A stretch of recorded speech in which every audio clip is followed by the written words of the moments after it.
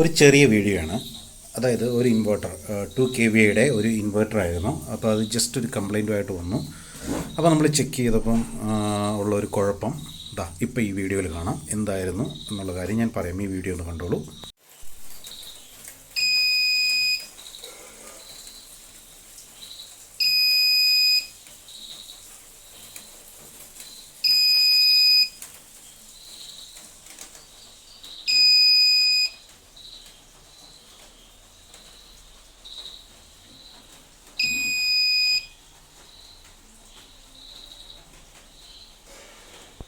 Okay, അപ്പം ഇതിൻ്റെ video എന്ന് പറഞ്ഞു കഴിഞ്ഞാൽ ജസ്റ്റ് നമ്മൾ നോക്കുക. ഇതിൻ്റെ ഈ മെയിൻസ്, അതേപോലെ തന്നെ നമ്മുടെ ഈ ബാക്കപ്പ്, അതായത് ബാക്കപ്പ് UPS മോഡ്. അപ്പോൾ UPS മോഡിൽ നിന്നും മെയിൻസിലോട്ട് ജസ്റ്റ് സ്കിപ്പ് ചെയ്ത് നിൽക്കുക. മെയിൻസിലോട്ട് പോകും, പിന്നെ UPSൽ വരും. പെട്ടെന്ന് ജമ്പ് ചെയ്ത് വരുന്നു. സോ നമ്മൾ എക്സ്പെക്റ്റ് ചെയ്യേണ്ട ഒരു ഫെയിലിയർ എന്ന് പറഞ്ഞു കഴിഞ്ഞാൽ അങ്ങനെ വരുമ്പോൾ, കാരണം ഈ ബൈപ്പാസിങ് റിലേ ആണ്, ഇതാണ് ഇതിനെ ബൈപ്പാസ് ചെയ്ത് വിടുന്നത്. അപ്പം ഈ റിലേയുടെ ഹോൾഡിംഗ് പവർ, അതായത് ജസ്റ്റ് ആ ഒരു റിലേ ശരിക്കും പറഞ്ഞാൽ നമുക്ക് ഇതിൻ്റെ അകത്ത് ഒച്ച കേൾക്കാൻ സാധിക്കും. ബൈപ്പാസിങ് ചെയ്തിട്ടുണ്ട്. ബൈപ്പാസിങ് ചെയ്യുന്നില്ല എന്നുണ്ടെങ്കിൽ മിക്കവാറും റിലേ പോയത്. അപ്പം നമുക്ക് ഈ റിലേയിൽ നിന്നും ഒരു സ്വിച്ചിങ് ശബ്ദം, അതായത് വൺസ് ഒന്ന് ക്ലോസ് ആയി കഴിഞ്ഞാൽ തിരിച്ച് റിട്ടേൺ ആവുക, അങ്ങനെയൊന്നും വരുന്നുണ്ടായിരുന്നില്ല. സോ ഈ റിലേ പോയതാണ്. അപ്പോഴാണ് ഞാൻ ശ്രദ്ധിച്ചൊരു കാര്യം, ഇത് 24 വോൾട്ടിൻ്റെ സിസ്റ്റമാണ്. 24 വോൾട്ടാണ് ഇതിൻ്റെ അകത്ത് കൊടുക്കുന്നത്. 2 ബാറ്ററിയുടെ സിസ്റ്റമാണ്. എന്നിട്ടും ഇവരിത് കൊടുത്തിരിക്കുന്നത് 12 വോൾട്ടിൻ്റെ കോയിൽ നോക്കിയാൽ അറിയാം.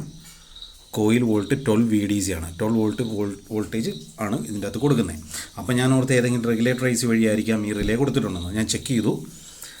അപ്പം ഇവിടെയുള്ള ഈ BC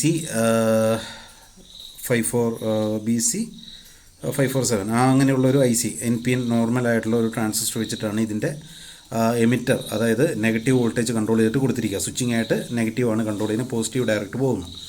എപ്പോഴും ഇവിടെ വരുന്ന വോൾട്ട് എത്രയാണോ കൊടുക്കുന്നത് അത്രയും വോൾട്ട്, ഇവിടെ 24 ആണെങ്കിൽ 24 വോൾട്ട് തന്നെയാണ് വരുന്നത്. പക്ഷേ റിലേ ഇട്ടിരിക്കുന്ന റിലേ 12 ആണ്. സോ BVSൽ എന്താവും, ഈ റിലേ കുറേ നാൾ കഴിയുമ്പോൾ പോകും. അപ്പോൾ വീണ്ടും എൻ്റെ കയ്യിലിപ്പോൾ 24ൻ്റെ ഒരു റിലേ ഉണ്ടായിട്ടില്ല, എൻ്റെ കയ്യിലും ഉണ്ടായിരുന്ന 12 വോൾട്ടിൻ്റെ ആയിരുന്നു. അപ്പം മോഡൽ വ്യത്യാസമുണ്ട്, പക്ഷേ സെയിം ആംബിയറും 30 ആംബിയർ സെയിം ആംബിയറും കാര്യങ്ങളുമാണ്. കോൺടാക്ട് റേറ്റിംഗ് എല്ലാം കറക്റ്റാണ്.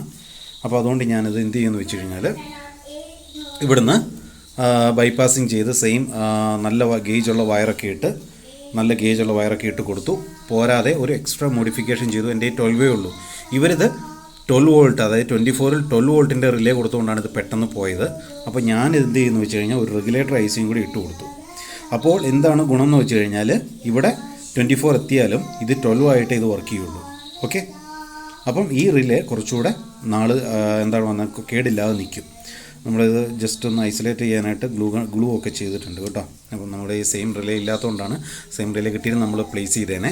അർജൻറ്റ് ആയതുകൊണ്ട് നമ്മൾ ചെയ്ത് കൊടുത്തു. പക്ഷേ ഗേജുള്ള വയറും കാര്യങ്ങളും ഇട്ടാണ് നല്ല രീതിയിൽ സോൾഡർ ചെയ്ത് ഐസൊലേറ്റ് ഒക്കെ ചെയ്തിട്ടാണ് നമ്മൾ ചെയ്തിരിക്കുന്നത്. എല്ലാം കറക്റ്റായിട്ട് ചെയ്തിട്ടുണ്ട്. ഒരു റെഗുലേറ്റർ IC ഇട്ട് ഇപ്പോൾ സേഫായി സംഭവം വർക്ക് ചെയ്യുന്നുണ്ട്. ഓക്കെ, കാണിച്ചു തരാം. ഇപ്പോൾ മെയിൻസ് എല്ലാം ഓണായി കറക്റ്റായിട്ട് വന്നു. കുറച്ച് സമയം കഴിയുമ്പോഴത്തേനും അതിൻ്റെ AC ചാർജിങ് വരും.